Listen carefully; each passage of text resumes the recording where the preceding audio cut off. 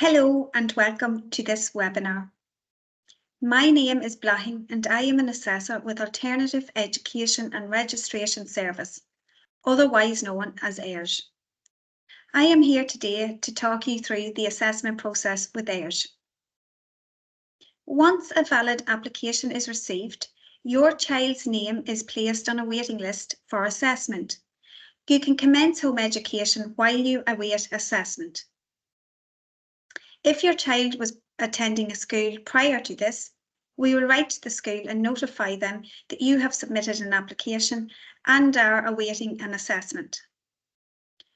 Once your child's case is allocated to an assessor, the assessor will make contact with you via telephone or email to arrange a time and a date that is convenient for you.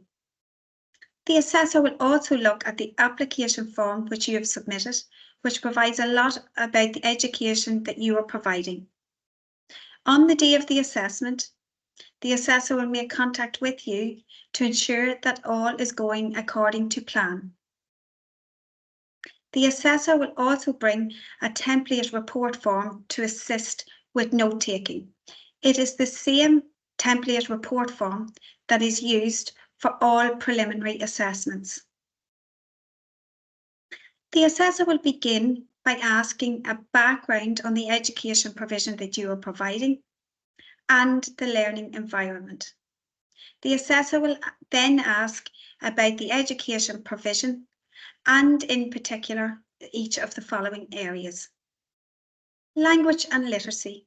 Here the assessor will ask about how you are developing or propose to develop your child's language and literacy skills in the areas of reading, writing and oral language. The assessor will then ask about numeracy skills and how you are developing or propose to develop your child's numeracy skills and their understanding of number operations, and the practical application. Other areas of learning is anything that your child is interested in and which expands their knowledge and interests.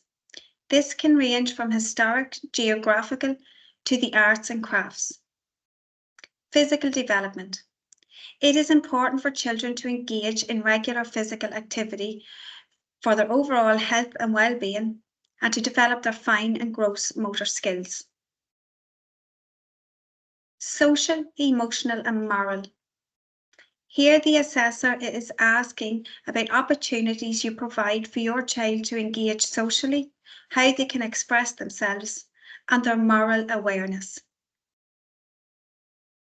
The assessor will then ask about Irish and/or an additional language. While Irish is not obligatory for home education here in Ireland, the assessor will provide details for you to discuss this further with the Department of Education and Skills. Assessment and record keeping. The assessor will ask how your child receives feedback and encouragement. If there is anything additional that you would like to include, you will have the opportunity to do so at the end of the assessment. The assessor may make recommendations to support the existing education provision. Where a determination cannot be made, a more in-depth assessment may be required. This is called a comprehensive assessment. There may be 2 assessors required for a comprehensive assessment.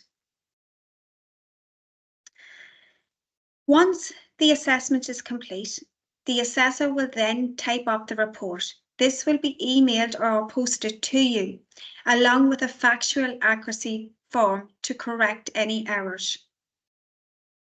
You will have 10 days to return this form to us.